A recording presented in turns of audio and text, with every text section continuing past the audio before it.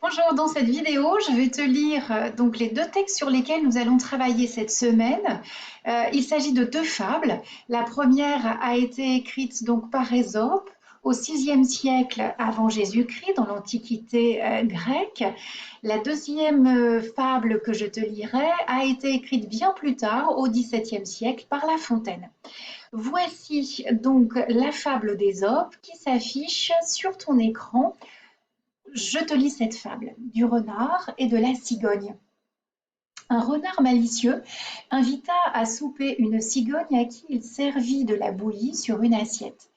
La cigogne dissimula adroitement son dépit et elle pria quelque temps après à dîner son hôte qui y vint, ne se doutant de rien. Il fut servi d'un hachis de viande dans une bouteille dont il ne put manger, pendant que la cigogne s'en donnait à cœur joie. Après quoi elle lui dit: Tu ne peux te plaindre de moi avec justice, puisque je viens de te traiter de la même manière que tu m'as régalé chez toi. Ceux qui font profession de tromper les autres doivent bien s'attendre à l'être à leur tour. Voici à présent donc la fable de La Fontaine, le renard et la cigogne. Compère le renard se mit un jour en frais et retint à dîner commère la cigogne. Le régal fut petit et sans beaucoup d'apprêt. Le galant pour toute besogne avait un brouet clair.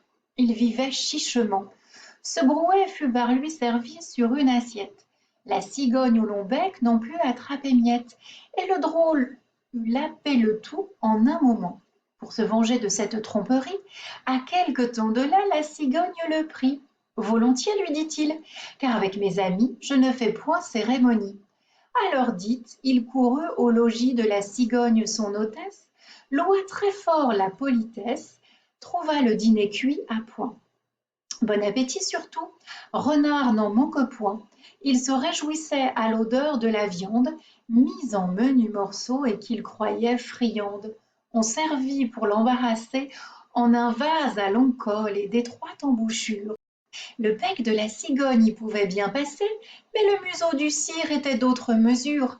Il lui fallut à jeun retourner au logis, honteux comme un renard qu'une poule aurait pris, serrant la queue et portant bas l'oreille.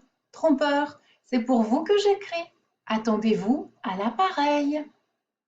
Alors, on se retrouve sur notre feuille de route pour la suite du travail que je vais vous proposer à partir de la lecture de ces deux textes. À tout de suite.